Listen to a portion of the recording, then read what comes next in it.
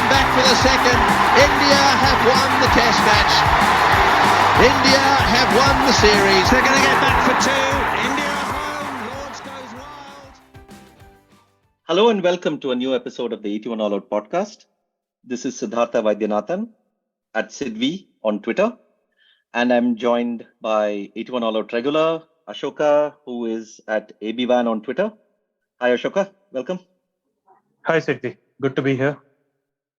Good to be here and wonderful to have our guest for today, who is, a very special guest and someone who I'm really looking forward to chatting with. This is Annesha Ghosh, who is freelance multimedia sports journalist, consultant, producer, authority on women's cricket, someone who I regularly read and follow to find out what is going on in the game. Welcome, Annesha. Thanks for joining. Thank you so much, Siddhartha. I think nobody's ever yet called me the authority on the women's game. So thanks for that fancy introduction, and hello to Ashoka as well. Thank you. Thank you for being here. And yeah, I mean, an authority, like I'm talking in terms of, see, I'm somebody, and I must admit this with a sense of shame, that I'm somebody who has not been as regular with following women's cricket as much as I have with men's cricket. This is partly because of my own negligence, but partly also because of the availability of footage, because I live outside India. And it's not often that many of the series you get to see. I mean, you do get to see World Cups and other things, but it's hard to sometimes find bilaterals and other series. And so I have to seek out highlights, or I have to seek out your people like you, I mean, your feed, to see what happened and read what you do. So yeah, I mean, you're doing a great job for even people like me who are so-called clued into cricket. So thank you for that. Thanks a lot. Yes. Thank you. Before we get to this year, which is a very important year, and I've read your piece that you wrote on money control, which I will link, about what is coming up and the potential that 2023 holds. Let's just rewind a bit and go to 2022, because that was also a big year, and that was perhaps one of the biggest years that we've had in women's cricket, Indian women's cricket, for a long time, both in terms of results, but more than that, I just think in terms of the profile that the game just went up to, and with all the series being so keenly followed, and a community coming around women's cricket, the players becoming quite vocal and talking about it, and also like purely from the cricketing point of view, I mean, to have reached the final of the Commonwealth Games, to have won a series 3-0 in England, to have run out a batsman at the batter at the non-strikers end. Okay, that's a joke, but and then to have beaten Australia in a game which one shouldn't underestimate the value of that achievement, because they were on a streak and they are like a juggernaut, and perhaps will go down as one of the greatest teams of all, not only in cricket, but maybe in many other sports as well. So talk a bit about 2022 as on a big picture level. Like, what did it make you feel? Did you genuinely feel that the game was taking that step up? Sure. I think since you referenced that money control piece, I want to talk a bit about the headline that I chose for the piece, which was everything, which was around the movie, the Oscar-nominated movie for 2023, Everything Everywhere All at Once, directed by the Daniels. I love the movie, and watching the movie, I think ahead of the Asia Cup, sometime in October, before I had an assignment. I missed that. They won the Asia Cup. I missed that. They won the Asia Cup as well. I had a similar sort of feeling about India women. And it seemed like they went through a trajectory of sorts, the transition that was taking place with two of their most important players retiring. The year started out with by far the most contextless and useless T20I India women have ever played. It was a one-off T20I ahead of the ODI World Cup in New Zealand after an ODI series, which they got hammered in. So nobody quite knows even now why that T20I was scheduled to begin with. They did not win that. And at the ODI World Cup, all eyes were on Mithali Raj and Jhulan Goswami, knowing the fact that the stalwarts were inching closer towards the twilight of their career, and it was well and truly going to be the big swan song they were looking forward to, looking or expecting the World Cup to be But things did not go as planned because, yes, Harmanpreet sort of came back into form just in the nick of time. And there were also whispers being murmured around whether at all Harmanpreet Kaur, by far one of the most explosive women players to have been women batters the world has ever seen, should be at all in the India starting 11 of the ODI setup. And remember, she is the vice captain. She was the vice captain of the team at the time. And it's no secret that not everything has been all right between a Harmanpreet Kaur and a Mithali Raj. And that did reflect during the 2022 ODI World Cup within the dressing room, because a lot of tempers did fly. And what happened inside the dressing room, maybe that's for something for one of the players to write in their autobiographies, or somebody writes a history on the women's game again after Karunya Keshav and what the late Siddhanta Patnaik did with their Fire Burns Blue book. Or you can tell us after we end the recording. That also is possible. For sure. I need to play as safe as possible because on the one hand, you don't have the Indian selectors doing press conferences. And on top of that, if I start dropping truth bombs on the show, then I might not any longer be considered the world authority on women's cricket that you just called me. So I need to play my strokes well, play considered moves, so to speak, and not be reckless in my stroke play, like Shefali Verma is at times. But I hope she does well at the T20 Under-19 World Cup. But yeah, the 2022 ODI World Cup sort of was one of the most weird campaigns that India have had, because Harmanpreet, for example, did not bowl throughout the entire tournament, when you could see that they needed a spinner who gives them something of an X factor.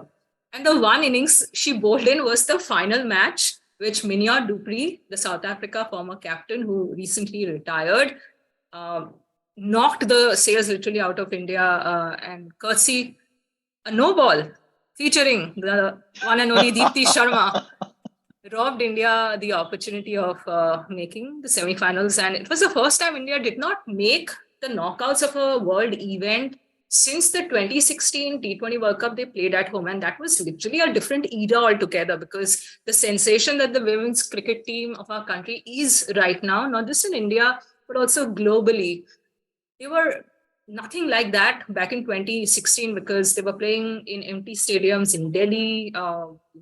At all places, the T20 World Cup was held. And it was only after the 2017 ODI World Cup that people started feeling the kind of association they feel right now. The average cricket watcher in India, the uncles and aunties who usually follow cricket perhaps only through WhatsApp forwards, even they know the likes of Mithali Raj, Smriti Mandhana, Jemima Rodriguez, or Shefali Verma now.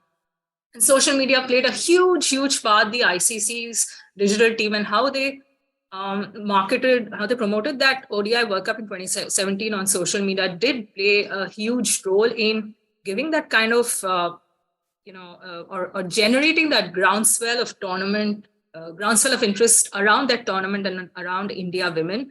So this ODI World Cup seemed a complete off-script sort of an event for India women, and Mithali Raj did cut a sorry figure post that defeat against South Africa in the last league game. And so did Jhulan Goswami. And after that, Mithali Raj didn't play another game in India colours and she retired. Questions arose whether that game, Jhulan Goswami, for her part, could not even play that league game against South Africa. As fate would have it, she was ruled out on the eve of the match, courtesy an injury she picked up during practice. We have to talk about Mithali because, that was another huge retirement this year. And what a colossus that, finishes with the most runs. And somebody who has transcended generations, somebody who has played with people who played in the 90s. I mean, she played with them, and people who played, as recently as the last year. So this is like, I don't even want to make a comparison with men's cricket because I don't think there is any. I mean, it is very facile to say that, this is like the Sachin Tendulkar career or not, but it is not, simply because Mithali went for long stretches without playing. And then to keep that motivation, to keep that sort of consistency to become the highest run scorer over a period of this time. I mean, there is a certain, the amount of sacrifice that she would have made is mind boggling. And also, it is not a stretch to say that a lot of the cricketers who took up the game was thanks to Mithali. I mean, whether directly or indirectly, here was this person who was a great batter playing for India. And the effect that has is incalculable, isn't it? A sporting icon who is quite a peer, a contemporary of Serena Williams's, because so much of their careers have overlapped, just as Jhulan Goswami's has. 2022 was the great year of retirements. Serena, Roger Federer, Jhulan Goswami, Mithali Raj. And to think of an athlete who started out when there wasn't a future in the sport at all, you ever thought they might even call them professionals playing a sport when she knew that she came from a socio-economic background, that her life did not depend on sport. Unlike so many of her contemporaries in Indian women's cricket whose lives have depended on cricket, on playing cricket, be it for the railways. One of the things for the longest time an uncapped domestic cricketer has ever wanted to achieve, to call themselves established, is play for railways, because they've been the sole employers of women cricketers for the longest time, even after Air India went out of the picture. So being a railways cricketer became that much more important for women cricketers to pursue their India dream. So for Mithali Raj, because her father had the military background and financially they were well off, her family belongs to the higher end of the typical Indian middle class stratum. So it's not as though the life of a family, their future dependent on her playing sport. So she did not have that compulsion to stick around for as long as she did. How did she achieve all of it? Yes, as they say, it takes a village to raise a child, and she found that village in her family, a dedicated set of parents, at times too dedicated and devoted and disciplined for her liking, and a set of well-wishers around her, coaches, who did not make her feel as though it was not worth it for her, a player of her stature, an athlete of her stature, to just walk away and do something else. But it's a drive that comes from within, really, most of all. Unless you're really, really passionate about something and you really feel that you're playing for another year or a couple of years can actually mean that much more to your team, mean that much more to your batting lineup. A lot of people say Mithali Raj was a selfish cricketer. There is this discourse, she played for the records. Is India's batting in ODIs where it should be when a player like Mithali Raj has left the setup? No. Even to this day, the answer is no. Because still her very last inning, she was scoring those 50s consistently. Where is that consistency that you see among the current crop? Sure, Smriti Mandhana has emerged that premier batting figure in the Indian women's cricket setup at this point. But has Smriti come close to replicating the kind of consistency that underpinned Mithali Raj's career of 23 years in international cricket? Even Smriti would agree the answer is no. And that is one facet to Mithali Raj's career that every batter, every player would aspire to getting close to, if not match, just as people, compatriots, peers, her former teammates would aspire to achieve the kind of discipline and diligence Jhulan Goswami set a precedent in. I think Mithali Raj's consistency, the fact that she was able to deliver that kind of quality year after year and quit pretty much being on top, that is what the next generations, the following generations of India's women cricketers will aspire for, because it's not easy to sustain that greatness for 23 years. And also two things. One is to play for 23 years. The game has just gone from, the game has changed beyond, it's just gone off the charts. So she has had to have adapted her game year after year, and to play pretty much when she finished, she was playing a game that was not recognizable in the 1990s.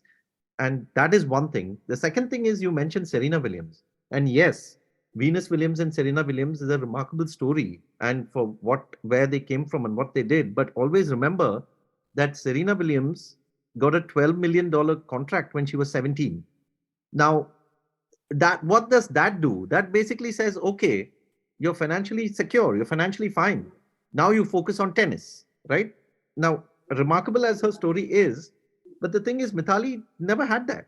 Mithali never had, at the age of 17 or 27 or whenever it is, it was never like, okay, she was getting paid, but it was never like, okay, money is no more a factor in my life, which is what it was for many players. And that is the whole American sporting ecosystem that is where it's completely different from the Indian context.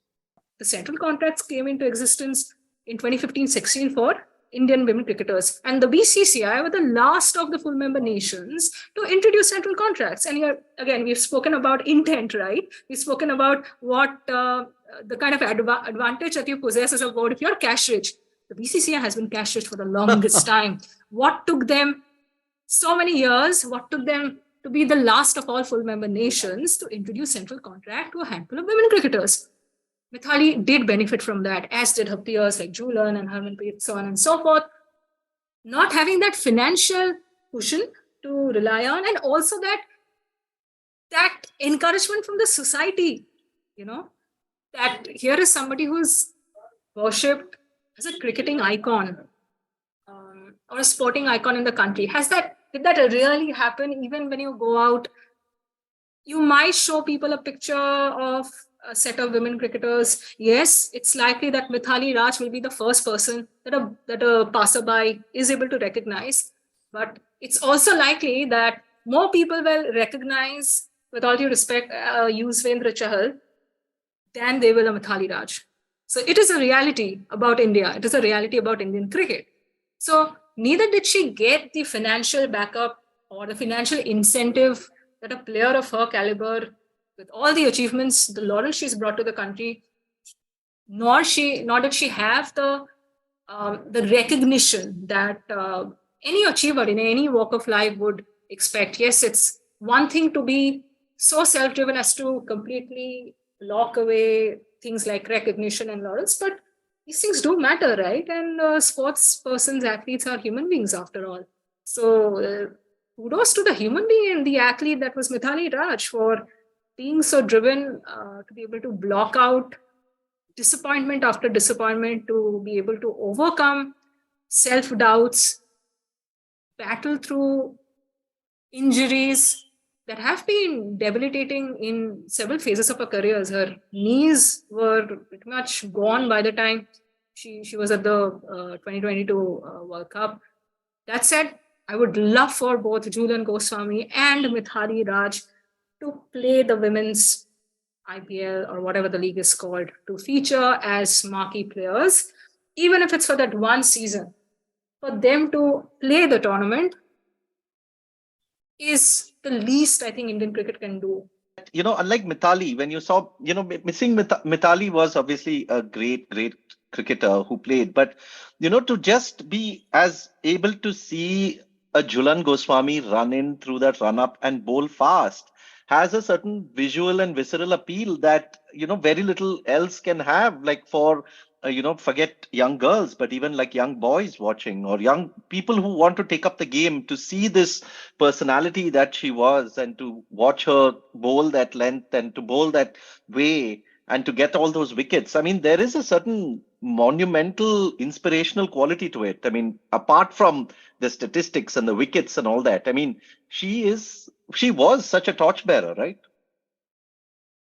100%. And as you rightly said, yes, they the team itself has been playing or had been playing in obscurity for the longest time, and Jhulan's career sort of began around the same time as Mithali's. She made her international debut in 2002, and through her captaincy stint, through the many milestones she achieved, through the many career highs she achieved, I remember telling somebody the other day, a fellow journalist, Abhishek Mukherjee, I sent him a screen grab of a profile done by one of the most reputed magazines globally. They have an India portal as well, and it was a profile of Smriti Mandhana. The opening paragraph, I beg your pardon, it was a profile of Harmanpreet Kaur. The opening paragraph said Harmanpreet was the first ever Indian woman to win an ICC award. It wasn't the case. It was Jhulan Goswami. She was the first ever Indian to be handed the ICC best woman cricketer of the year. And for her to have achieved in the late 2000s, when there was very little interest from the board, because the WCAI had relinquished its authority to administer women's cricket in the country to the BCCI a year after the ICC mandate took effect, that every national board needs to look after women's cricket starting 2005-2006. So Jhulan's career, much like that of Mithali's, played out in a very low-key manner, even though her achievements were humongous. She was topping the wicket charts consistently year after year. And it's not as though she was getting the kind of resources that players in Australia or England or New Zealand were at the time. And another facet that is not talked about often, and I'm not sure a lot of people know yet, it has been reported on, Mithali Raj and Jhulan Goswami were in fact one of the first two Indian women cricketers to have been approached by an overseas league, by the WBBL. But they simply did not get the permission from the BCCI at the time. Harmanpreet Kaur eventually, went on to become the first Indian woman the first Indian event to sign an overseas league contract in 2016. The same year, Brisbane Heat also signed Smriti Mandhana on. But it was Jhulan and Mithali who were the first Indian women cricketers to have been approached by an overseas league for the stature, for the celebrity, for the achievements that we associate with these two big brands. And Jhulan has treated her body like a temple. For a fast bowler to sustain more than 20 years in the field, it's massive. And for a woman to have done that, because a woman's body is much different to a man's, physiologically, we are built differently. Our menstruation cycles mess up our bodies, our minds, our careers in a very real sense that is not talked about often. And for Jhulan to have started out, early, being that ball girl at the 1997 ODI World Cup, Women's ODI World Cup here at the Eden Gardens in Kolkata, to ending at Lord's at around age 40. So you have to also take into consideration, factor all the physiological changes this woman was going through, a fast bowler at that. All the injuries she had sustained. Yes, injuries are common to all athletes, but for a fast bowler to have overcome all of that and tweak her diet, she became a different kind of a Bengali, so to speak, because Bengalis love to eat, and she's a very, very Bengali person by heart. I'm pretty sure, she's enjoying this phase of her career far more than she did while playing for India, because it's allowing her to indulge in food that she had completely cut off her diet. I did an in-depth Q&A with her for the Cricket Monthly just ahead of the 2022 ODI World Cup, knowing that it might be her last World Cup.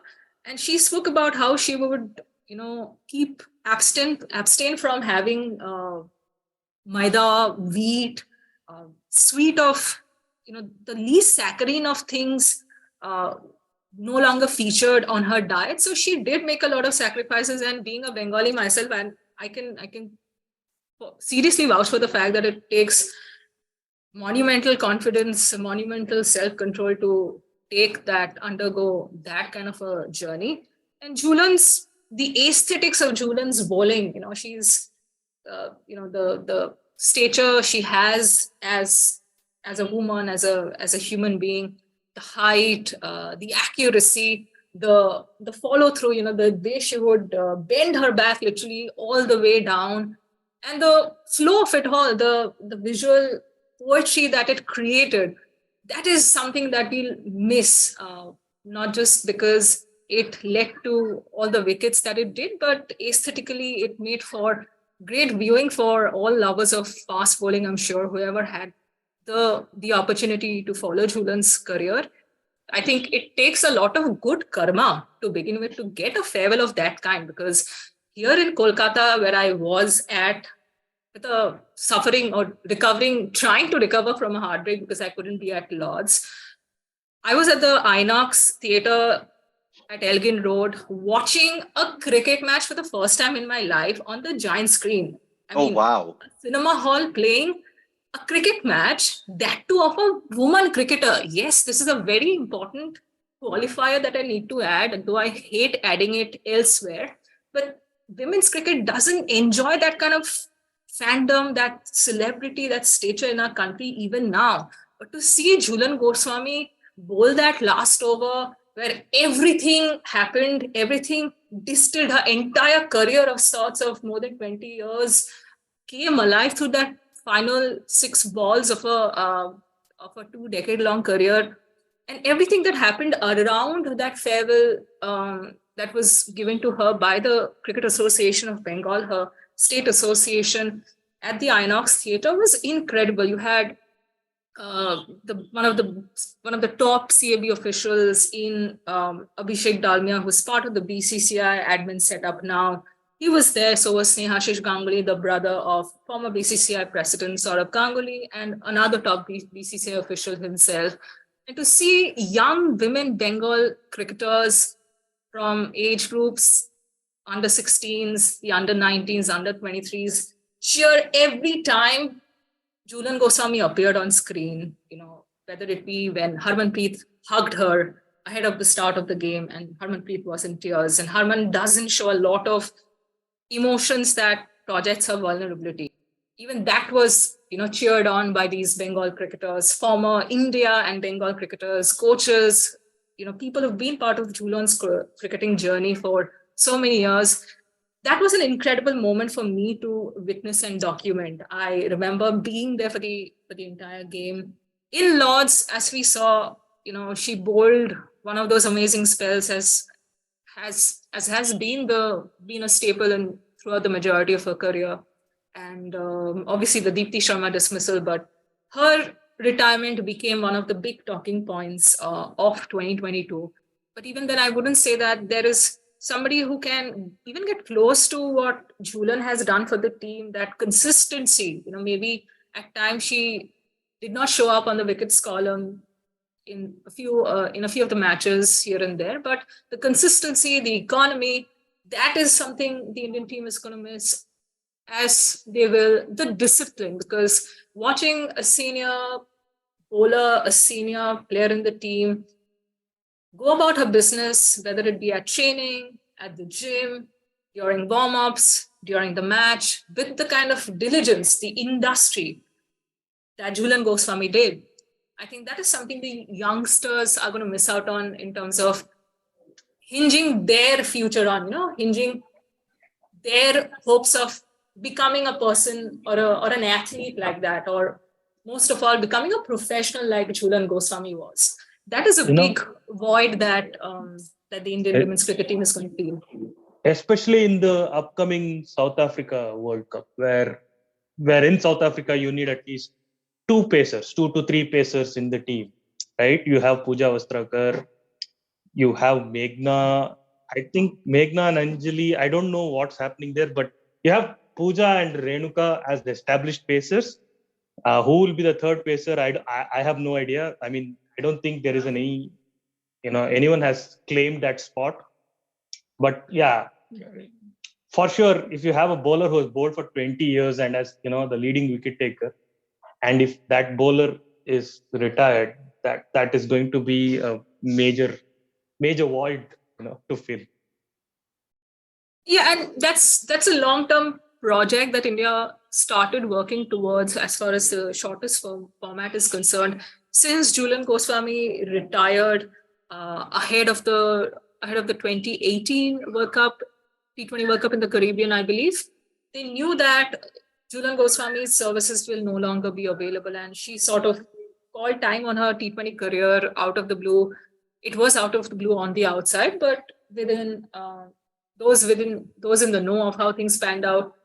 Harmanpreet, for example, during the 2018 home series against Australia, it was a tri-series that featured Australia and England in Mumbai. She had called into question the fitness of a few players. She did not name anybody in specific, but it was, deduced that she wasn't quite happy with how some of the senior players were conducting themselves on the field as fielders. So she called for greater fitness. She, told the press that I want our selectors to give me fit players, younger legs. So in a way, she insinuated that maybe the time was right for some of their senior players in Mithali and Jhulan to slowly make way for younger talent. Mithali did go on to play the 2018 T20 World Cup in the Caribbean, which created all sorts of controversies thanks to the think tank's decision to leave her out in the semi-final against England, which they went on to lose, and it opened a can of worms, so to speak, got the COA involving Dan Adilji, Vinod Rai involved in the whole episode. It ballooned into a saga never seen before, never heard before, never covered by the media, which with that much dedication and intensity before. No, that's a word. That's a word I've not heard in a while. COA. Thanks for bringing. Slightly, related point. So just, you don't need to get into all the details, but is a lot of the so-called scandals and rifts and the drama that we hear, can you give us an idea of how much of it is actually true and how much of it is just random kite flying by people and made up stuff? Or is it like something happens and then the exaggeration takes it to a different level altogether? I am definitely going to reveal all of that if you promise to put this out as the bite that is going to be put out on Twitter, and people will tune in. You're going to post a lucrative caption to go with this saying, yeah. "Dhyan se suniye is podcast ko," or some such, You have to get people to listen to this through this bite. Well, it is true to a great extent. There's a lot of politics that goes on Indian women's cricket. Some of the selection calls, you can't blame the selectors always. Neither can you always blame the captain. You couldn't have done the same during Mithali Raj's tenure as captain, and now as Harmanpreet leads the team. There's a lot of backhand stuff that goes on, which no journalist can actually report on unless there is a certain degree of credibility that is bought through quotes. What has baffled me throughout the time I have covered women's cricket and have been a cricket journalist, have been a sports journalist, is the fact that the current selection panel hasn't done a single press conference. And it's not as though they don't want to talk, but I am baffled at the fact that the BCCI has not done anything to address that, despite all the calls that are put out on social media by journalists, very, very, very eminent names from the cricketing community as well. It's not as though they are not on social media. And you can have a Chetan Sharma do press conferences. Why not, the Aarti Vaidyas and Neetu Davids? It just makes things more clear and transparent rather than leading to a kind of speculative discourse around why this player was left out, or why Renuka Singh was picked for the 2021-22 Australia series out of nowhere, why Jemima Rodriguez and Shikha Pandey became two of the most notable omissions for the World Cup last year. I mean, these are just things that make you scratch your head, right? I think maybe a very populist explanation, but the amount of noise that is generated if a Sanju Samson misses a T20 series. You can't open Twitter. It's like tweets are coming at your face. It's not even you're reading it. They're throwing tweets at your face. Compared to a Jemima Rodriguez, who's like the most exciting batting talent this country has produced in a while. She's 19 and she looks, almost ready when she comes in. Hardly 12, 20 tweets. If you just search it, you'll see on the recents. There's Fair nothing enough. to, but if you drop Sanju Samson or why is Ishan Kishan not there? And then that is the topic of the day, and people make like hundreds of thousands of views over that trivial selection issue, right? In a bilateral, which doesn't matter in the long But scheme that of depends things. on how clued in you are, no? Like you have to be clued in enough to know that dropping Jemima Rodriguez is a huge call. No, for the And World that, Cup, no, man. yeah. No, this is not a bilateral. No, this is a World Cup. I think Jemima Rodriguez missed a trick by not posting saying, I want to watch the World Cup with 3D glasses or something. Something like that she should have said. Then Or that's it. she should have done that Prithvi Shaw thing where he put a Sai Baba Sai photo and Baba. said, Sai Baba, hope you're watching all of this. Sai Baba is watching 379 also now. Anyway, back to but okay. So it's Actually, to correct you both, Shikha Pandey, to her credit, did one of the best things any women's cricketer in India has done to date, especially on the back of being left out of one tour after another, ahead of the selection meeting for the T20 World Cup and the South Africa Tri-Series, which begins next week. And she's done this several times over. I'm not insinuating that she did it to get picked, but when everyone else goes quiet, she puts out clips of her own bowling. And that one clip, I would love for our viewers, our listeners to go, check out maybe Shikha's Instagram. I think it speaks of the kind of form that Shikha has been in domestic cricket in the recent past, and finally good sense prevailed and the selectors did pick her in the World Cup. So while you have the Sai Babas and the 3D glasses making appearances, you also have more technologically evolved things happening in women's cricket, which is the cricketers themselves putting out clips with not so much cryptic captions. They're just putting out the clips in a very nice way to just tell the world, look, I am here. Yeah, that is so much more classy. That is exactly. Amazing. And that's very Shikha Pandey, classy, informed, ahead of the world in terms of perceiving whatever is happening around you. That's very Shikha Pandey. She's a perceptive human being, aside from being a deep thinking cricketer as well. And I wasn't surprised that Shikha did that, because after a point it just gets so frustrating that you cannot shout from the rooftops, right? You cannot go against the regime talking about how unjust, unfair the selection calls have been. So all you can do is just put out clips in the 9:16 ratio saying, I've done what I've needed to do. It's up to you to make that call now. So what you're saying is we can expect some bowling and batting clips from Sneha Rana very soon. That's what you're saying. Why not? Yes, why not?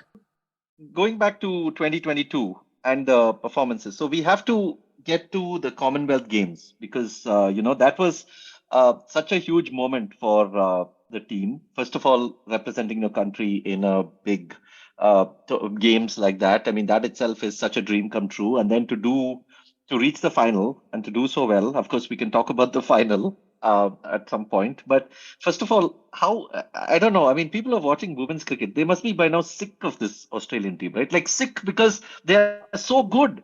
They just keep winning. They just are so good. They have the next 10 players after their main 10 players are also as good as the same players.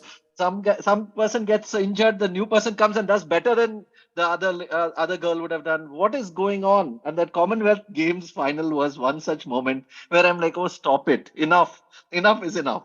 Do you echo that sentiment?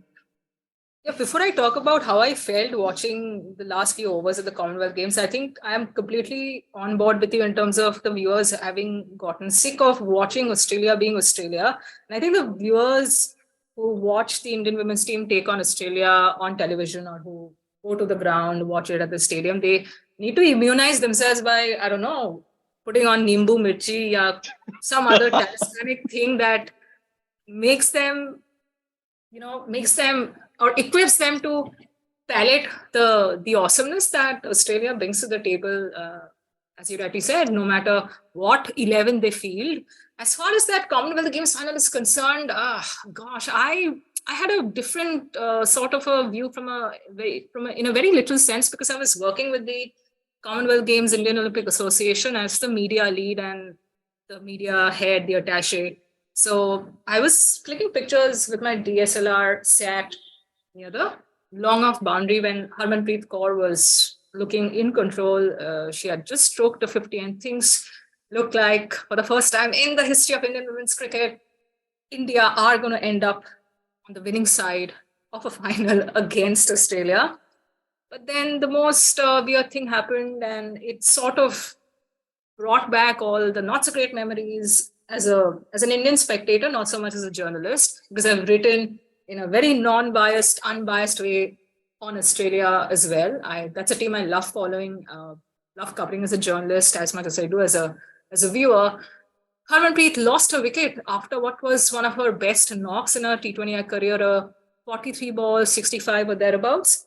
And you could sense that it's heading the same route, it's going the same route as the ODI World Cup final against England did on July 23rd, 2017. And here in August too, things did not look as though India would be able to mount a fight back. Their lower order have what it takes to get them over the line. And that is exactly how it transpired. While they did have the likes of Yastika Bhatia, Pooja Vastrakar, and the bowlers coming in after Harmanpreet, but it's the big match pressure, because Edgbaston was buzzing.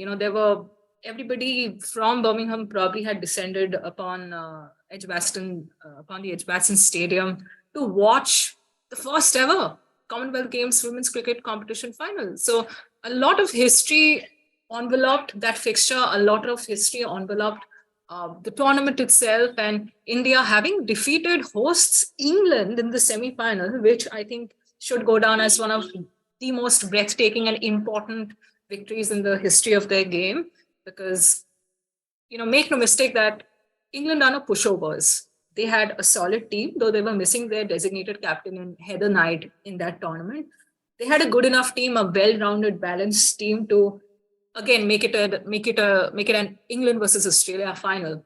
But to defeat England on their home soil, again, with a packed crowd in attendance at Edgbaston Stadium, with Sneh Rana, yes, the Sneh Rana who needs to put out clips of her batting and bowling here on, defending, I think, about 10 or 11 runs in the final over. And with Smriti Mandhana having played a superlative, I think she struck some 55 or 60 in that game, in that semi-final. India got the momentum they needed, not just to put up a decent show, a good show in the final, but they had the crowd behind them. They got the crowd support from the home side transferred onto them, because you don't expect England supporters to be rooting for Australia in any tournament, in any sport. So they had a lot of support going for them, the Indian women's team, at the Commonwealth Games final. And for India to have collapsed the same way they did in the 2017 ODI World Cup, as they did at Edgbaston, I think it speaks to the fact that while a lot has changed within the team structure, their mentality has evolved to a certain degree.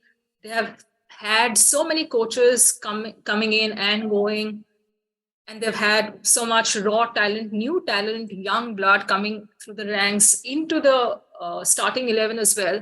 A lot has remained unchanged as well. How do they fix that? That is a question that stares them right in the face as they head into the T20 World Cup next month as well, because these are questions that the Indian women's cricket team has tried addressing, but whether it be through boot camps in the scenic climes of Himachal Pradesh, or through pep talks, or having a psychologist in Mugdha Bavre on board for the World Cup. They've tried a lot of things, but you can still sense that the missing piece of the puzzle continues to be the confidence they need as a collective, as a unit that Australia exudes, right? You see the Australian team and all 15 players of their squad exude a kind of confidence that is representative of the self-belief that Australia reflect as a team as well. But when you look at the Indian team, what you see is individual brilliance. You sense that confidence ooze in individual players. When Harmanpreet Kaur struts out to bat, no matter what situation it is, as a viewer, as a journalist, you sense that she has what it takes to get the team closer to that target.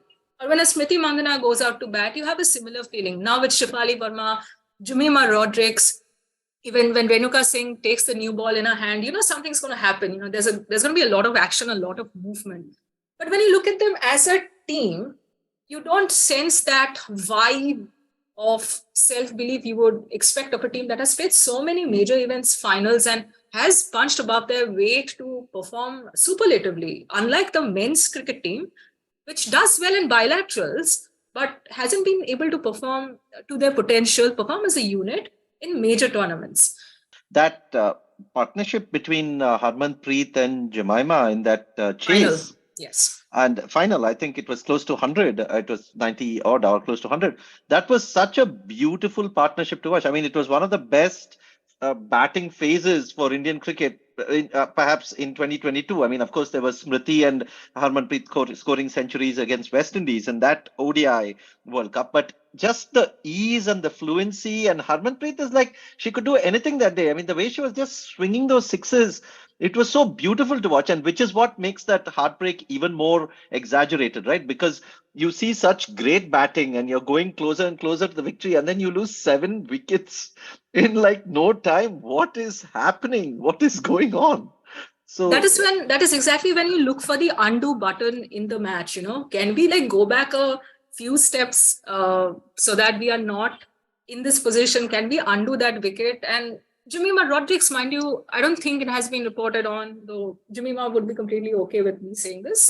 She played with an injured wrist, with an injured right wrist, which did show up 2 games into the 100 that followed immediately after. She had to withdraw from the tournament.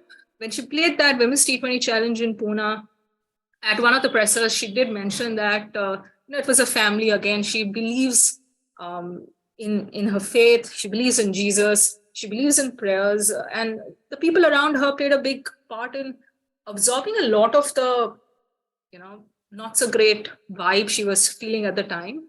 And she came back resoundingly. India would not have gotten to the Commonwealth Games final had you not had those cameos from the Sneha Ranas and the Jemima Rodrigues as well, while the Harmanpreets and the Smriti struck those crucial half centuries, and the Renuka Singh phenomenon happened as well, taking 4 fours after 4 fours, 4 or nothing. She should probably wear it on a tee or something.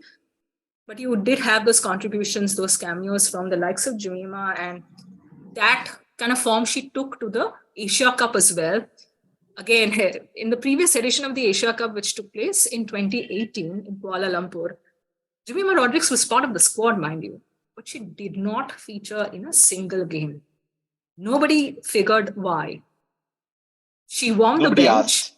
Nobody asked. There were, again, questions were asked no explanations. Yes, questions were asked at press conferences for sure. And again, I must take this opportunity to commend my colleagues in this fraternity, because one of the biggest press conferences I covered in terms of the context, the topicality of it, was India's pre-departure conference in Mumbai at the BCCI headquarters at the Wankhede Stadium ahead of the 2017 ODI World Cup. Only a handful of journalists showed up, some 12 or 15 of them. And the questions range from the very basic to the most needless ones, because you could sense that, as you rightly said, that not everybody is as clued into women's cricket as somebody like a world authority, as you call me, is, or some of my other colleagues like Ananya Upendran. Snehal Pradhan has done a great job. Karunya Keshav, Purnima Malhotra of Crickbus, Siddhant Patnaik, who is no longer with us, unfortunately. we followed Indian women's cricket a certain way with a certain diligence, which I understand doesn't apply to all, and it's okay. From there to see the kind of emotional, intellectual, creative investment among the media fraternity in India in women's cricket, at least as far as press conference questions are concerned, that's a trajectory we need to speak about. And this is the moment I want to take to appreciate my colleagues who have moved on from asking inane stuff and have really made an effort at press conferences to ask those important and hard questions, because it's difficult otherwise to get those answers from any other source. And by source, I mean verified on the record source, because as I said, there are no press conferences happening on selection decisions by the selection committee. So press conferences are where we can ask those questions to the captain, the coach, and to their credit, they answer what they can. And to the credit of my colleagues, they make an effort to elicit those answers out of them. So Jemima Rodrigues, going back to her. Huge credit. No, I must mention this. I Sure. must sort of echo this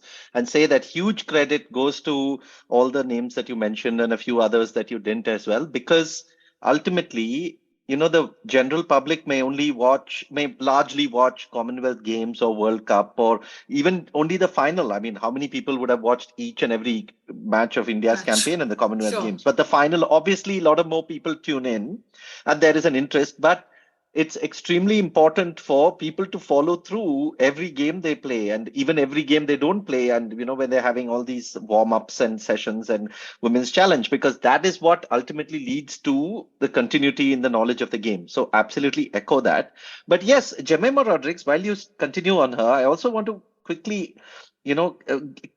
ask, so when there are many of these players who are very young, who come in and who have this immediate impact. I mean, we've had Shefali do that. Now we have Richa Ghosh, who seems to be a sensation in the making. I won't push it beyond that. Smriti Mandana, when she came in, she was also a sensation. Just that now she's been doing it for a while now. Yeah. Yeah, but Jemima falls under the category of few who seem to have this phase of this inconsistency going, which bogs them. Is that because of lack of play? I mean, lack of regular play? Is that what are the other reasons for this? And it could well happen to Shefali and Richa in the future too. So, what are the sort of pitfalls that they need to be aware of? Absolutely, I completely agree with you on that, Siddhartha, because Jemima's career, if you critique it closely, I think it makes for an interesting case study because the undulations in her career have been such and so many.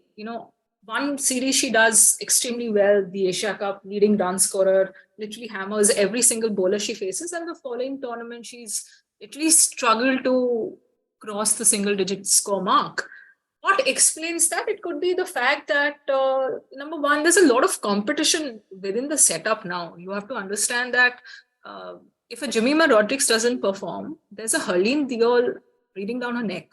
If a Harleen Deol doesn't perform, there's person X, person Z, person Y waiting in the wings to take that opportunity.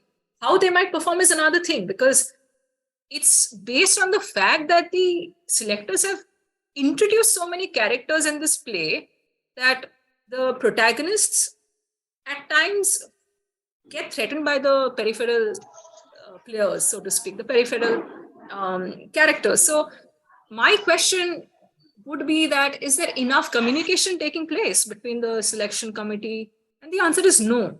And even the think tank, I will not blame, this is not to blame the selection committee, but it's a question to Indian women's cricket and the powers that be around the setup.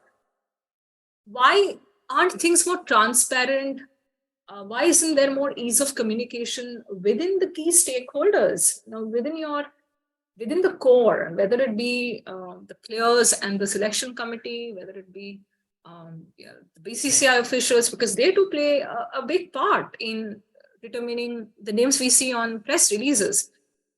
And in my view, to a certain extent, that sort of communication is still lacking. I mean, when you see an Amanda Jade Wellington being dropped from the T20 World Cup squad, so she had toured India for the Australia-India series only last month, you also know that the chief selector will ring up Amanda Jade Wellington and even put out an on-the-record comment to the press stating why she was omitted, and that Amanda Jade Wellington might not be out of Australia women's scheme of things entirely. It's just a decision they took based on the requirements of that particular series.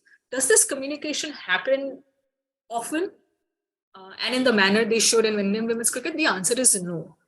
From an outsider's perspective, what's happened here is like, if you see Mandana and Shafali at the top, they go hammer and tongs, right? And then down the bottom, you guys mentioned the finals, Commonwealth finals.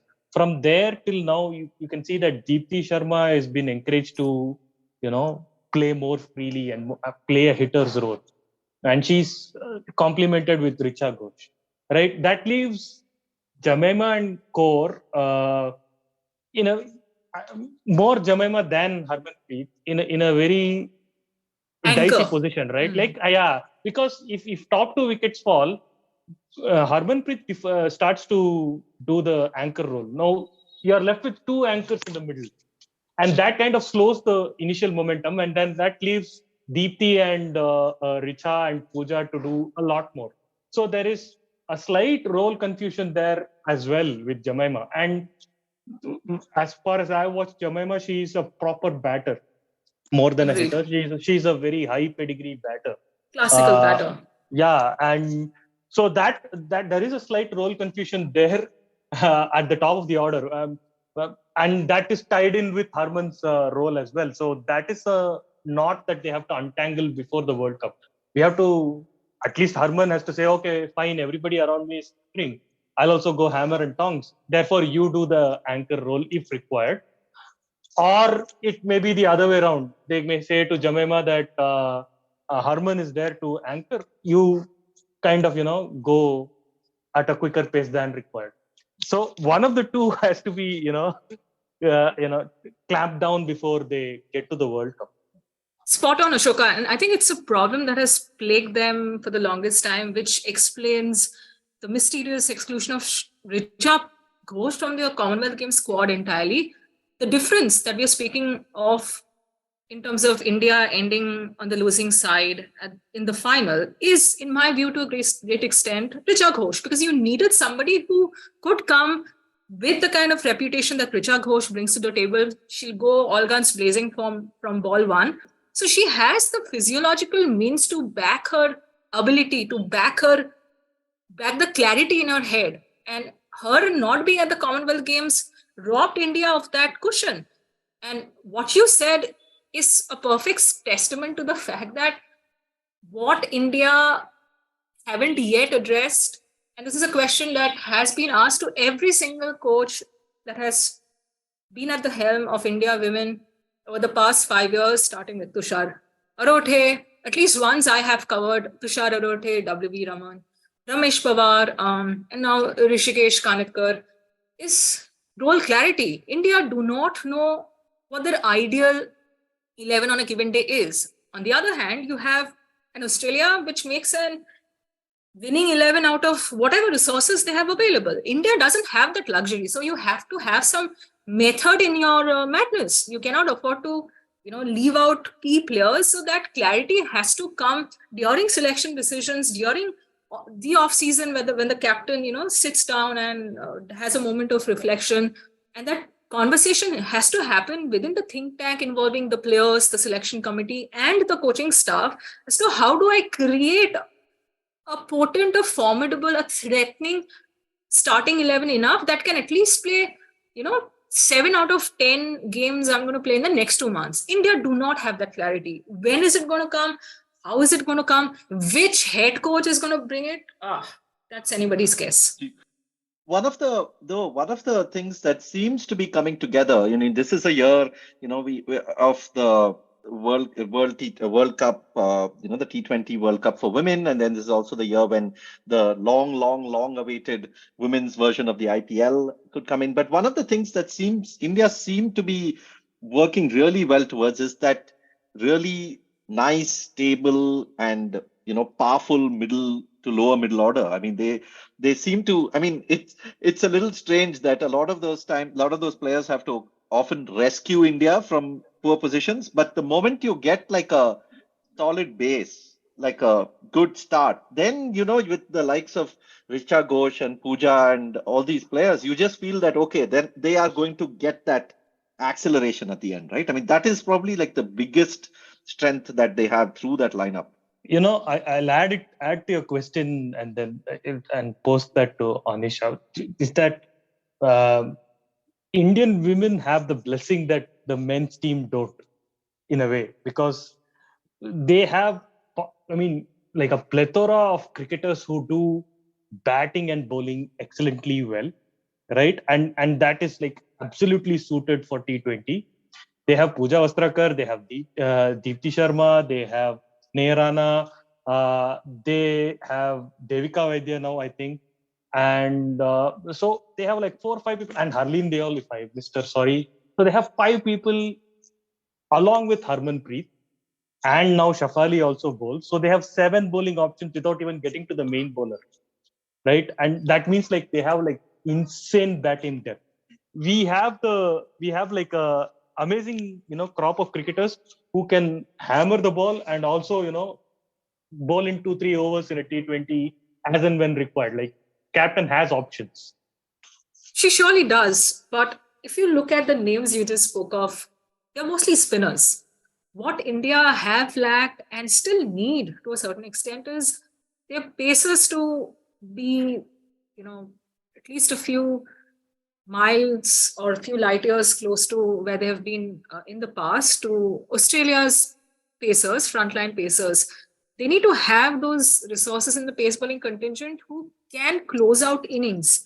Because while you have a Pooja Vastrakar who is very, very injury prone, mind you, and even for the T20 World Cup, she's not a sure starter because the BCCI press release stated subject to full fitness. And we don't yet know the Indian women's cricket team left for South Africa on January 13th, which is a day prior to the day of this podcast being recorded. And we don't know yet whether Pooja Vastrakar is traveling with the team. But one name who has been somebody Indian women's cricket needed to play that role in is Shikha Pandey. But unfortunately, while she has done well for Goa playing those important knocks, she's even batted in the top order in the domestic game for years. But with the bat in India colours, Shikha has not been able to bring her all-round skills to the fore.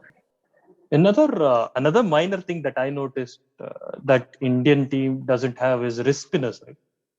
Like we have a lot of finger spinners, slow left arm or off spinners. Wrist spinners. I wonder what happened to Poonam Yadav. Is she now out of the plans permanently, or?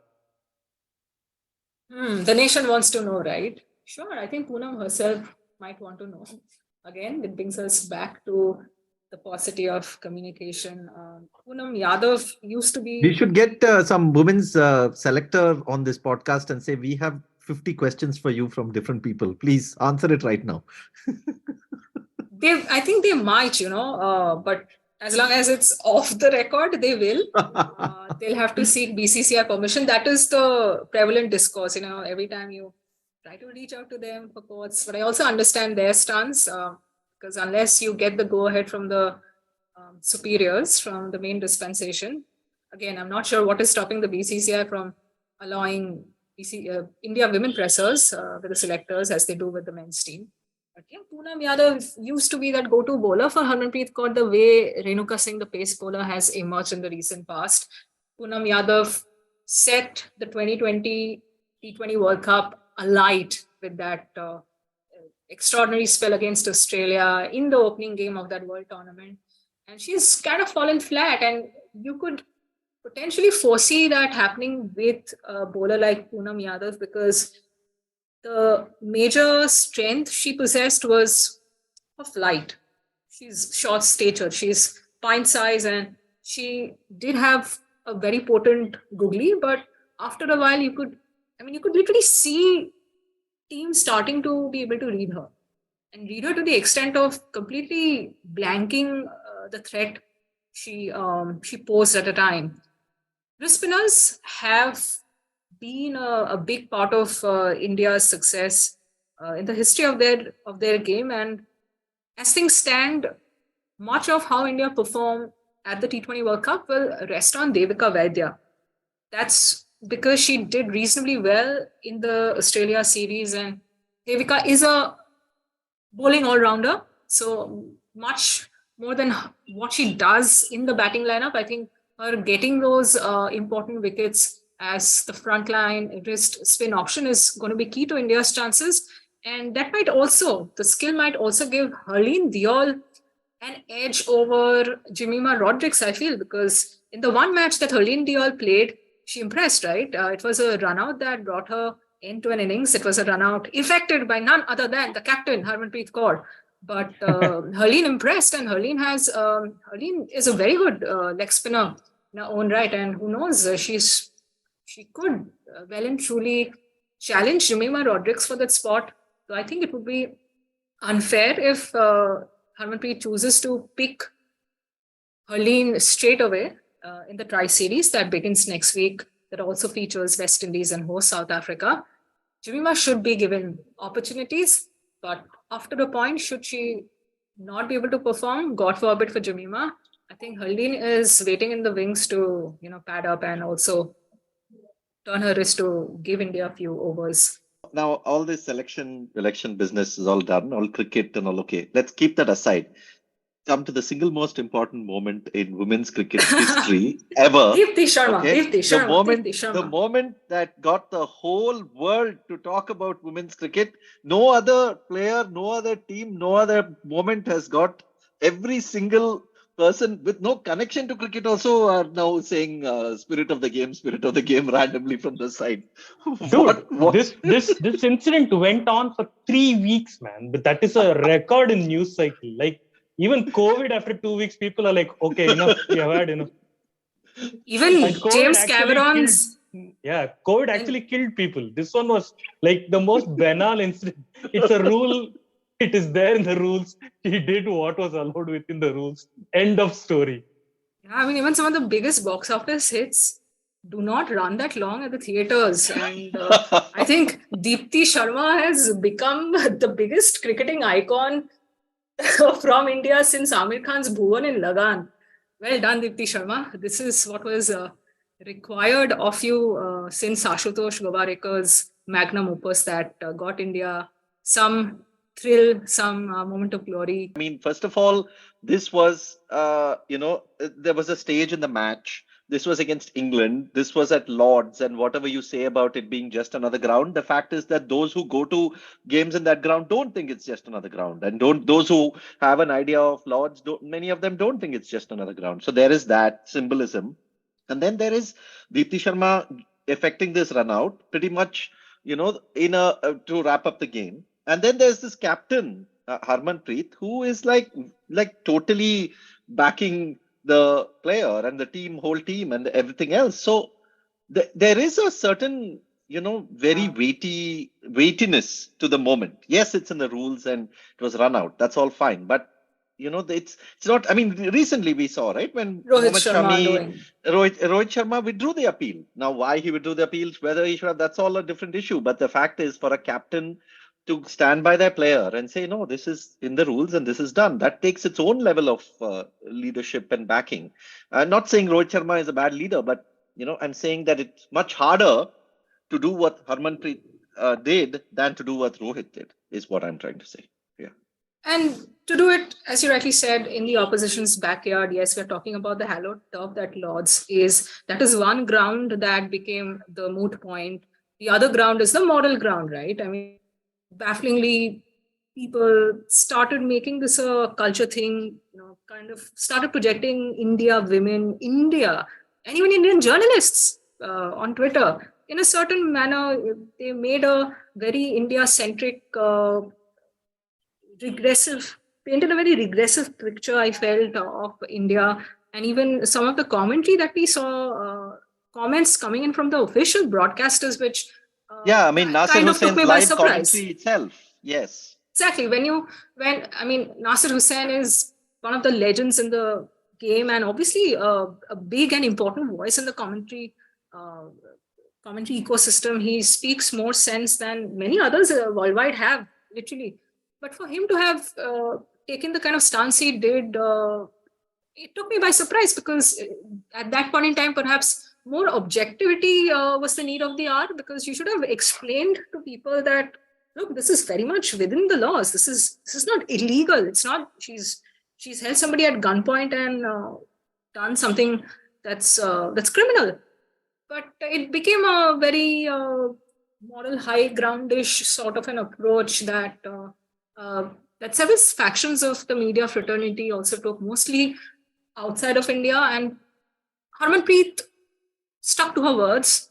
The stance she took as captain was the biggest statement that was needed at the time, because even at the post-match presentation ceremony, she made it clear that Deepti Sharma had all the backing of the team and the captain she needed, and that there were 9 other wickets that were taken, and probably those 9 wickets also needed as much discussing as that 10th wicket of Charlie Deans. Nobody is going to remember a single wicket in 10 years. Nobody is going to remember a single wicket of those 9. But what a mic drop moment that was. I mean, she literally dropped the mic there, and I hope somebody's picked it up since. From a cricketer, that's an astute cricketing point.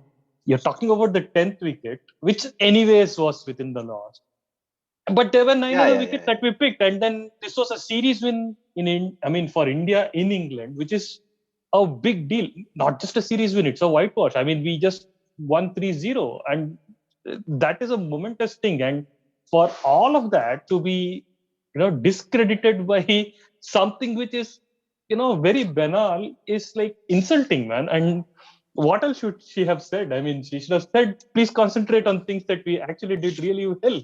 And this, despite the fact that, if I'm not mistaken, and please do correct me if I am wrong, I think just a few weeks prior, the ICC had, these talks going on regarding legalizing the non-striker running out, backing up. No, not legalizing. It was always legal. It is legal, but making unfair play. Unfair play. They took it out of the unfair play segment. Yeah. Correct. So it's not as though it came out of the blue. So there was topicality around that dismissal, and there was more legality around it than ever, because the ICC had made that decision, and it was about to come into effect, I think, a couple of weeks after the Lord's game.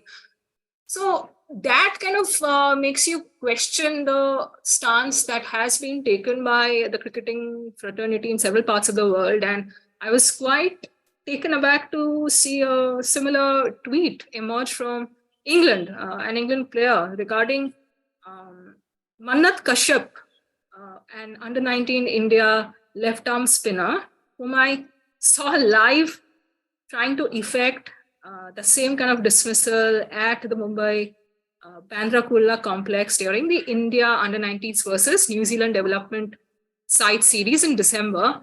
And during this month's series against South Africa under-19s, in South Africa, Mannat tried doing the same with one of the batters. And Kritika, who deserves a shout out for all the amazing work she does by putting out GIFs, and she watches a prodigious amount of cricket, by the way. And one of the unsung heroes really in women's cricket, in keeping the discourse around Indian women's cricket and women's cricket globally alive. Because she, as I said, she does a lot of video cutting, tweeting, as does Hypocost, the legendary stats person from Hypocost, yeah. Right, England, John Leather. Kritika had put out a clip, a GIF of that dismissal. Mannat Kashyap tried effecting that run out. The stream was such that it wasn't clear. I was watching it live as to why the umpire called the batter back, or why the batter returned after being dismissed. And it looked like Kashyap had pulled off the dismissal perfectly, and she was out because the umpire did put their hand up, gesturing. She was adjudged out, but she came back, and we don't know why, because the stream wasn't great, put out by Cricket South Africa. But in response to that clip put out by Kritika, England batter Daniel White curiously posted an emoji, the vomit emoji, if I may call it, the green Yeah. saying that she hoped the Under-19 Women's World Cup did not see acts like these. And it's not a great thing to say, because number one, Mannat Kashyap is just a kid. she's, if not a kid, she's a young player. And it brings us back, it realigns the universe, puts us in the same orbit as the Lord's discourse, that this is very much within the rules. So why is it that we need to vilify somebody who is being perfectly lawful in their conduct? The vilification of everyone who's tried to pull off this kind of a dismissal of the non-striker backing out, whether it be R. Ashwin, whether it be Deepti Sharma, whether it be Manat Kashyap now. There was this Cameroon bowler. Yeah, who did some 7 Yeah, four or five. Four. Yeah. Correct. In a game, I mean, well done. I'm very sorry, I cannot recollect her name at this point, but do look it up. Cameroon bowler. I'll link it. Yeah. Perfect. So I think more people need to be like her, because it takes a degree of clarity of head and shrewdness, that you have to be alive to what is happening in the moment. That game awareness, you cannot predict, Acha, I'm going to try this dismissal in the 5th ball of the over. You're watching, you're observing a batter, a non-striker do her thing, do their thing, do his thing, and only then do you consider adopting this mode of dismissal. But the vilification that has centered the entire discourse, which was very India and very culture specific until Rohit Sharma withdrew the appeal. So nobody can tell what is this discourse. No, it is more towards now. It is not a cricketing discourse, which is what makes it ugly. This has no cricketing merit to start with. All it boils down to is one party talking about the laws and saying how it is well within the laws. The other party just saying that's not how we grew up. We don't like it, right? So there is no defense to, or there is no persuasion to the point that we don't like it. This is not how it is. That is a preferential point. If you do not like it, do not watch it is the only thing that you can say, because in the end of the day, a cricketing action has happened. So, and that is well permitted. I mean, it is written into the law. It was not even suggested. It's not a sly suggestion that, hey, there is this thing that you can do. It's not that. It is there as a law point. And no, the other point is, so therefore it is not a cricketing conversation. So which makes it even more harmful, because it is an accusation on the players, saying that this is how you should be because this is how I like to watch it, or this is how I prefer it. So this is kind of a slight bullying kind of an approach. Yeah. So it's not. So that is something that you need to say, hey, this is not on.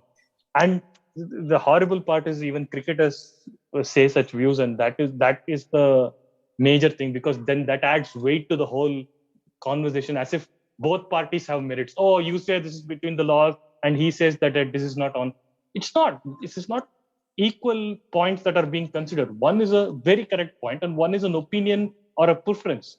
If it is a preference, fine. I am not a fan of many cricketers, but I'm free to not watch them. But I'm not free to say in a public forum, if I am a personality, online personality or a cricket personality, to say that person shouldn't be playing cricket, right? The way that I don't see. No, and also anybody who has played or even understands cricket knows that there is absolutely no reason and there is absolutely no compulsion for the batter to be outside the crease. This is not some, there is some major urge within them that they have to go across the crease. No, man, just stay in the crease. And if you want that head start, there have been any number of players who have start walking in from little behind and make sure their bat is still in the crease. This is a very easy thing. And if every single batter stays in the crease, this is not even an issue, because why will there be a run out? How can there be a run out? So, and Annesha's point is very important about the context of the game, because of course the PhD on this matter has been done by Peter Della Penna, who has posted frame by frame. I felt very sorry for him. He has done all the effort. For whom? They're not listening to that point. They don't want to hear that. The fact is that Charlie Dean was getting out of the crease on a regular basis during the innings. And when you have a situation like that as a bowler, you obviously notice it. And then you're like, okay, I'm going to use my street smarts. And just like, as a batter, there are cases in which there are ways in which you run between the wickets to make sure that the ball is not hitting directly at the stumps. You make sure that, when you're running, if somebody's throwing from mid wicket, you run in a certain angle. And this is the same street smartness that Deepti Sharma used to run around. There is absolutely nothing more to even discuss. The absurdity is how this becomes like a moral issue and gets into all these naughty. Just after that whole incident, right? I think there was some New Zealand men's game where I think it was Glenn Phillips. I'm not sure, or it was this T20 World Cup where New Zealand's Glenn Phillips was taking. He was standing in a very crouched way at the non-striker's end as if he was ready to run. He was taking a 100-meter start or something. Yeah. So in a way that, there people are thinking, cricketers are thinking about it in a very cricketing point of view, how to gain that advantage without breaking the law. And that's an interesting observation, rather than saying, oh no, this is not the way the proud game is played. Our heritage is being besmirched and whatnot. What rubbish, man. See, the thing is, one thing that we should not, understate is the effect this has on the player. Now, as much as Deepti Sharma got a lot of support for this, but she also got a lot of negative vilification and brickbats. And it's not easy for a player, like that, whose primary job is to play the game according to the rules, try and win. And then you're flooded for weeks on end and months. I'm even sure now she's getting, comments whenever if at all she's posting or whatever, playing. It's not easy psychologically to go through that. And then it's very hard. So tell us a bit of whatever you know about Deepti Sharma, her, have you spoken to her after that? What are your sort of, what can you share about her? And because, see, Ashwin, I think I have a clear idea. At least a vague idea of that, he's very, you don't very... You don't have to have a vague idea with Ashwin. He will tell you on his YouTube. Exactly. He says, and he makes it a point to repeat and reiterate. And it's almost like he's fighting for a cause. He knows that he's right, and he's willing to fully take on whatever he has to fight for a cause. Tell us a bit about how Deepti Sharma is in this regard and how she responded to that whole incident, which is a very legal, lawful dismissal. I don't even know why I'm calling it an incident. Sure. First things first, you have to understand that the kind of celebrity or attention that an R. Ashwin draws to himself is not or cannot be applicable to a Deepti Sharma, because by default she's an India woman cricketer because of the socio-cultural gender politics that plays around Indian women's cricket in general and the women's game in general. So she is isolated from that a little bit, and as a person too, she's a very observant girl. She's a very observant young woman and has always been so.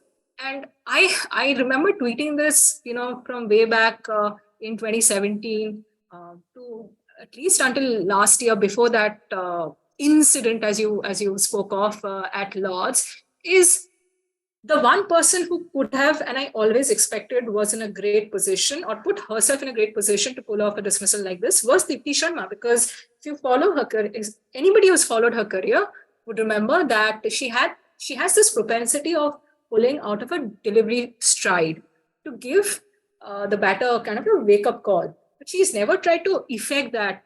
In my memory, I don't recollect her actually going through the full motion of pulling out of a delivery stride and trying to take the bails off at the non-striker's end. That was the first at Lord's of Deepti Sharma going all out to, not just pull out of a delivery stride, but also try to effect that dismissal. But she's done that time and again, and she's spoken of how it's a little fun thing, she does to offset the batter's rhythm. Nothing much, nothing malicious, so to speak.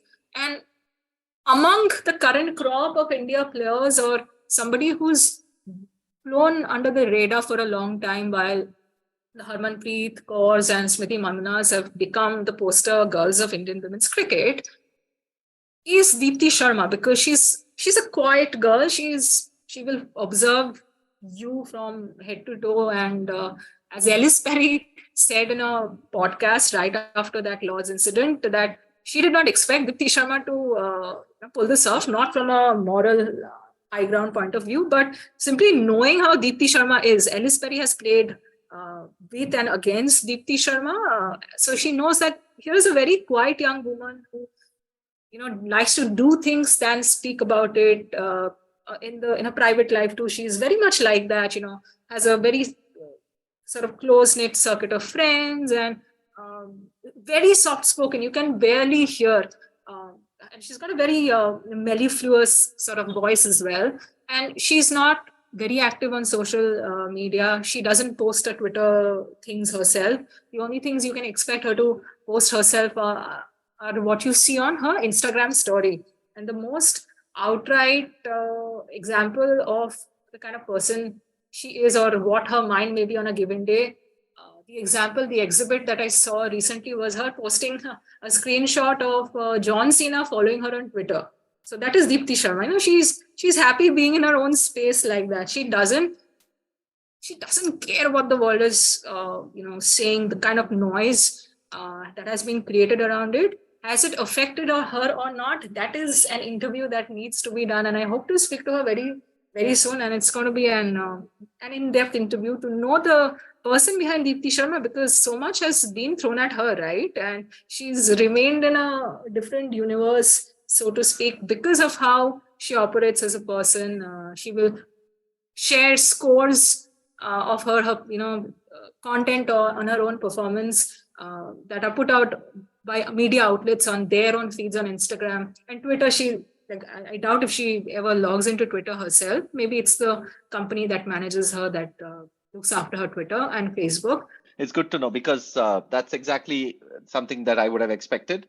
And, I think at this stage in the run out at the non-strikers end debate that we are in, I think it takes a certain kind of persona and temperament to sort of affect that. I'm hoping that as we go forward, that every single cricketer, irrespective of their personality, will be able to get that run out and people will just move on. And in fact, people will, tell the batter that what a silly thing they were doing by being out of the crease. That is the dream scenario we'll be in. But until then, I think, Deepti Sharma will remember. Before we, come to, we should talk about 2023, of course. We've spent a lot of time, but we haven't. We spoke about the upcoming World Cup, and we've spoken a bit about how, the combinations that India could try and this and that. But, we should forward a bit more and talk about finally the grand holy grail that we have been waiting for it seems like 100 years. There is a version of the IPL that is being promised. Of course, we cannot say anything till we actually see it, because who knows what will happen. But Chennai Super Queens. Oh God. No, please. But yeah, Why? tell us a bit about Why can't you accept Chennai Super Queens? Kate Cross has joined the chat. Exactly. I hope it's a little bit more sort of original name. But tell us a bit about your hopes for the event. What you are looking forward to. Why you think it has taken so long, and if it's even like if it is there is even a single excuse for it to take so long, and where do you and do you think like this is like the perfect moment given where Indian cricket is, and to not waste a single second more and just go ahead and launch this damn IPL version for the women? Why the BCCI never chose to capitalize on this momentum, this interest, the wave that keeps swelling around the team is literally anybody's guess, because it's not that those who were in power to make a difference, to take calls that matter, including Sabha Karim, who was the BCCI General Operations Manager until not so long ago, until around the time COVID struck and there was a bit of a rejig in the admin setup. There were few people who did try to get the conversation going and give direction to this conversation in a very real sense. But it never materialized into anything concrete. One reason is there's not an entity at present or a substructure within the BCCI setup that is dedicated completely to women's cricket. There are so many admin people who are already overwhelmed with structuring, the tours, taking care of the logistics around the men's cricket team and men's domestic cricket in general, who also perform duties around Indian women's cricket's national, the international part of things and the domestic part of things. So not often do they think or consider this as their primary responsibility. And you cannot blame them. Because the volume of cricket that India women have been playing have only increased in the past 5 to 6 years. Similarly, with more domestic tournaments being introduced in the BCCI women's calendar, the number of playing opportunities for women has also gone up. I'm not sure if BCCI yet, as of today, I'm not sure the BCCI has recruited people to administer or at least look after things around women's cricket separately. You cannot expect one people or a set of people to handle all things Indian men's cricket and Indian women's cricket, because Indian men's cricket is a different beast altogether, right? And all of a sudden, you also have Indian women's cricket, which requires that degree of attention, if not similar to Indian men's cricket, but the volume is increasing. So that becomes a kind of disparity in terms of demand and supply within the BCCI structure as well.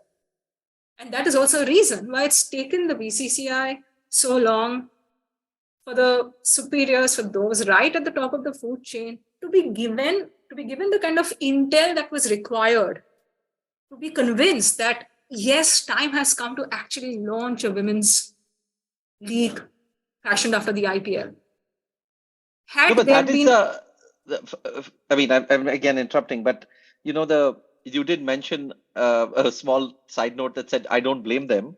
I very much blame them. I'll tell you why I blame them. Because the BCCI conducts 2,000 plus cricket matches in a year in India, across age groups, across zones, across things. They have the infrastructure, they have the money, they have more money than anyone in cricket has, and probably many in sports have. So there is absolutely no excuse for them to give this particular organizational issue as an excuse, because all it would have taken for them is to hire the right people and to make sure that it was done. Because the infrastructure is all there, the grounds, everything that they do for men's cricket, they can use for women's cricket at different levels. And all they needed was somebody to streamline it. And number two is that this whole argument of this waiting for the moment when interest is there for things to happen is not their job. I mean, marketers can do that. Advertisers can wait for the interest to come and then they can sell their products. The BCCI is in charge of cricket in this country. It's not your job to wait for interest to pick up. It's your job to create the interest. You are the entity that has to create the interest. So I blame them a lot. I just wanted to put that out there. But you also have to factor in the fact that it's largely a money-making enterprise, isn't it? I'm saying the BCCI is not not primarily in cricket administration to make profit. Profit is a side thing that is happening, and that's great. It's a great bonus to have. But they are there. I mean, if you read the constitution of the BCCI, the very first page or the second page of the constitution of the BCCI says that it is one of their jobs is to organize and spread cricket around the country, irrespective of and gender is one of them. So that is your constitution. So follow it. No. The fact that so much of their decisioning is driven by the financial side of things, despite them being the cash-rich board that they are, is definitely a factor, because for the longest time, they have considered women's cricket in general, let alone a women's IPL, a loss-making enterprise.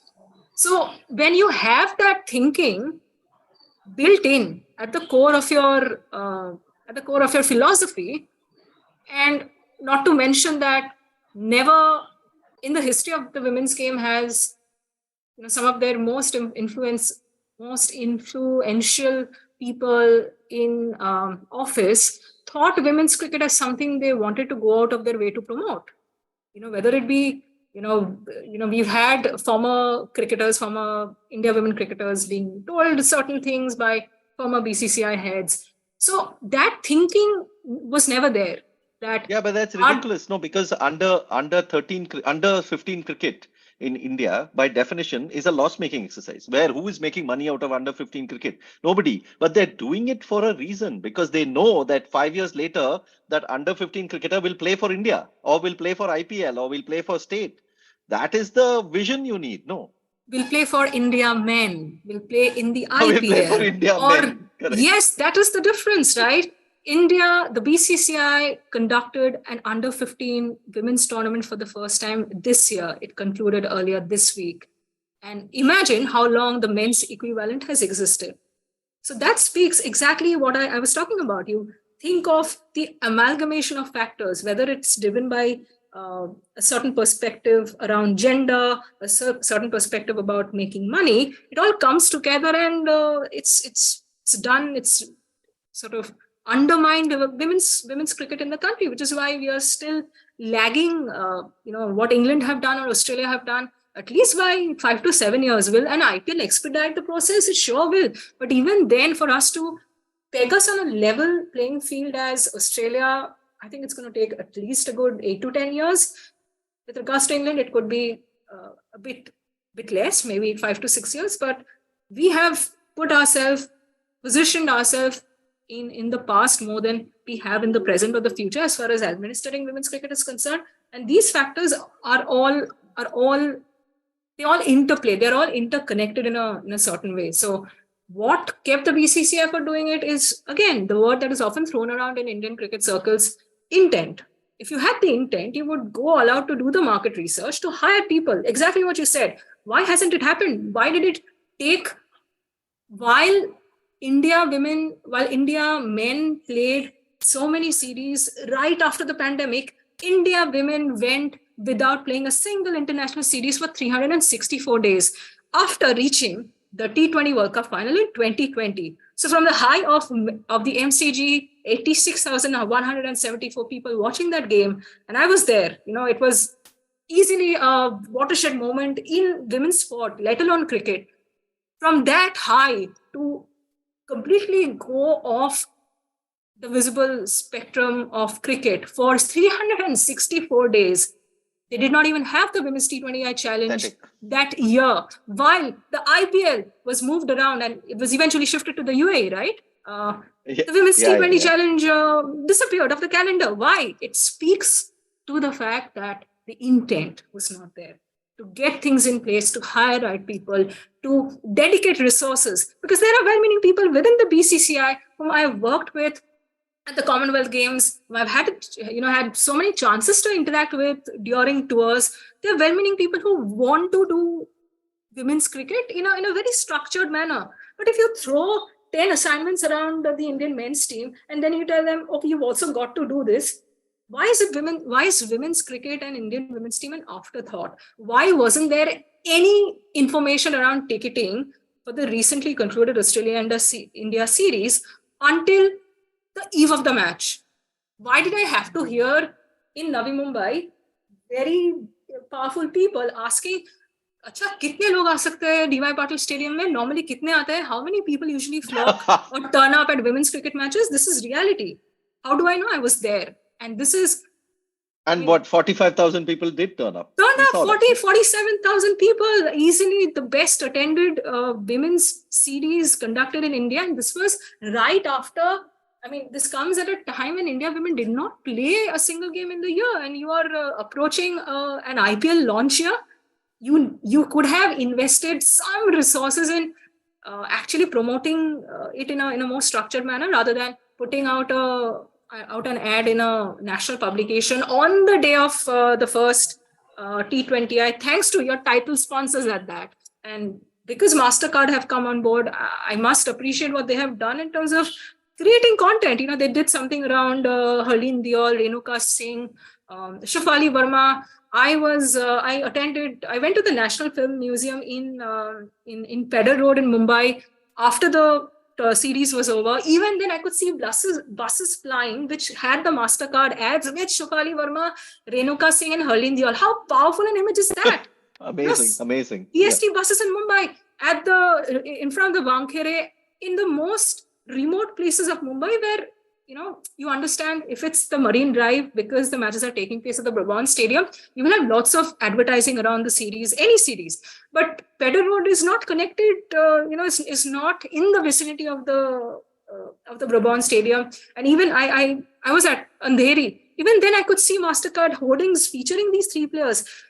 Think what it does to the visual memory of a young girl or a young boy or a random middle-aged man who knows cricket or has watched cricket all his life, but doesn't know there is something called a women's Indian team in place. And all of a sudden he sees that image. Either he might Google or ask a bystander or somebody, a friend, or just simply talk about it, at his office, at the local chai store or whatever. It could become part of the discourse, and that is what you need to popularize the women's game. You do not need to reach for the stars in terms of starting out. For starters, do the basics right. Just get the fundamentals in place. That is what so many of the well-meaning people involved in women's cricket, I will not say just journalists, I will not just say it's just me, but so many people have been asking for. Just do the bare minimum and it will create an explosion. And that is what you saw at the India versus Australia series, because more than 25,000 people turning up at the D.Y. Patil Stadium for the first game, and the figures were more than even the final of the 2017. I beg your pardon, final of the 2022 Under-17 Women's Football World Cup that D.Y. Patil hosted. I was there in that final. I was covering it for FIFA. It was buzzing. But in that game between India and Australia, the cricket match, there were more people who had come up. And in the second T20I, what a match it turned out to be qualitatively as well. I mean, forget the crowd element of it, but visually, as a spectacle, as a sport, two teams fighting it out. It went down to the wire. The wire was extended, pulled, and we got a super over for the ages. And India women performed the way they did, and the crowd got its money's worth. I could see people rushing out, once the presentation, I beg your pardon, once the match was over. This was, I think, once the match was over, the presentation was done, people had started rushing out of the stadium, as any sane person would do. They have to catch their buses and trains to reach home.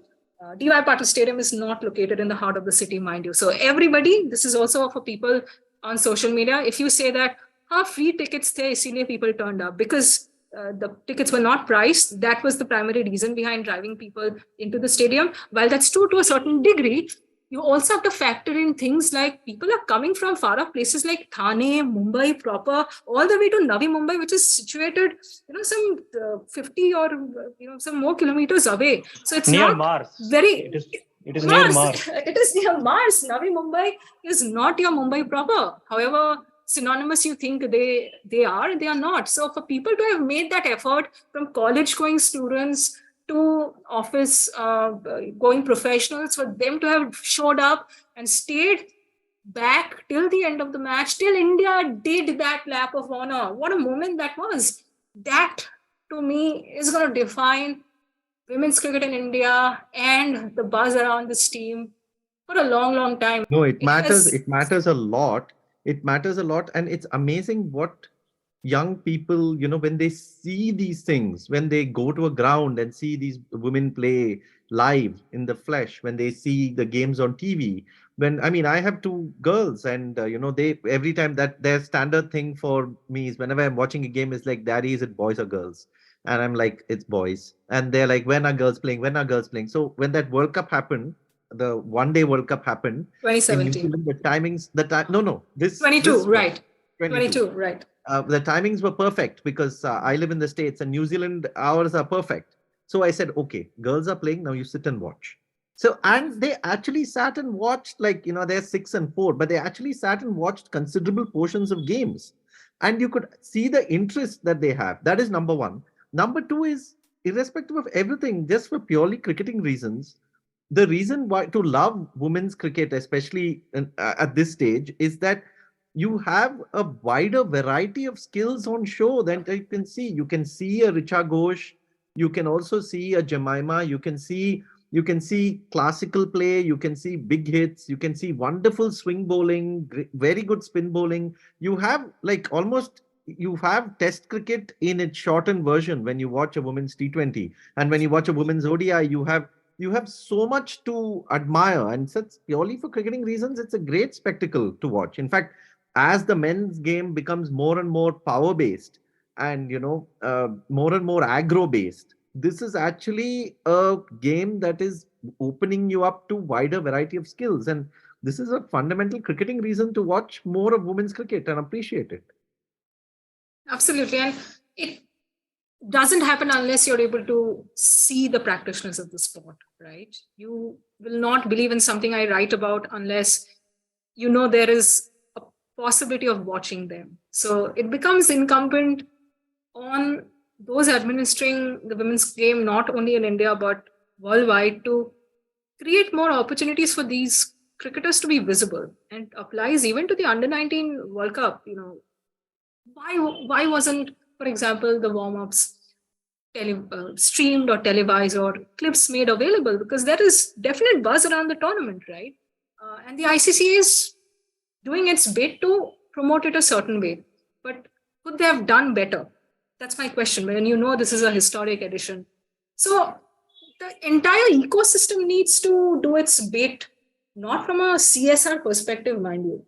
They have to do it purely for cricketing reasons, as you said, because the less you see of these players, the more you miss out on what skills they possess, what they bring to the screens as athletes. And if you're a sport lover, if you're a sport organization, if you're an entity that promotes sport, that's the bare minimum that would be expected of you, to familiarize yourself with the athlete, and then you can perceive them, study them, critique them from the socio-cultural, economic, gender side of things, from the gender lens and all of that. Perfect. So thank you, Annesha, for sparing all this time and being very generous with your thoughts. We thoroughly enjoyed recording this, and we hope that for all our listeners, this serves as a nice little introduction into the women's team's journey in 2022 and what you can expect in 2023. If many of you don't follow women's cricket, like I have been guilty of in the past, please rectify that. I can assure you that my last 1.5 years of following women's cricket more regularly has been a great experience. And I think, as I said, the variety of skills that you get to see, and it's also a slightly different sensibility itself. I mean, you don't have that ultra aggro, mentality always coming in. You don't find players who are permanently angry, like you sometimes feel in men's cricket. Why are these guys constantly just fuming at each other? So there is a different sensibility there. There's a different rhythm. So you will enjoy it. And from our end, we will do our bit to bring on more guests and talk about women's cricket, review. It'll be good to maybe look at the T20 World Cup and review India's performance there as well. So that is something that we will be doing from our end. Thank you, Annesha. Thank you, Ashoka. And usual reminder about our book publishing venture, 81 All Out Publishing. I'll link the 2 books that we have republished, War Minus the Shooting and Cricket Beyond the Bazaar. And rate, review. You can follow us at 81 All Out on Twitter. Please review the podcast on whichever platform you're listening to it on, because it really helps people find us. And keep listening, and we'll join you for another episode in about 10 days' time. Thanks. India have won the series. They're going to get back for 2. India home. Lords goes wild.